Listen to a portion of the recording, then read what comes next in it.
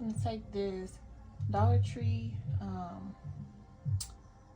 thingy and turn it into a tray. All right, y'all. So now I'm gonna do this next step, which is, and you can see that I didn't spray the middle that well because I'm gonna cover that up with the contact paper. So I'm gonna start on this one right here because it's in the middle and it's just like right there. And I'm going to add some contact paper, and this is the design that I have. I'm gonna add that in the middle.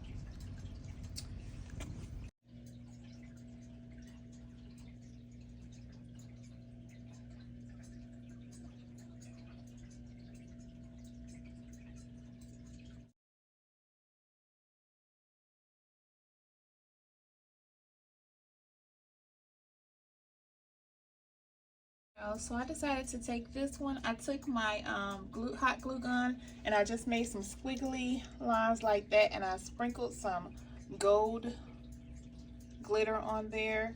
I took 5 of the little beads and made my little handles, you guys. And then I took 4 beads and put them on the bottom so that it could stand, so it's rised up like that, y'all.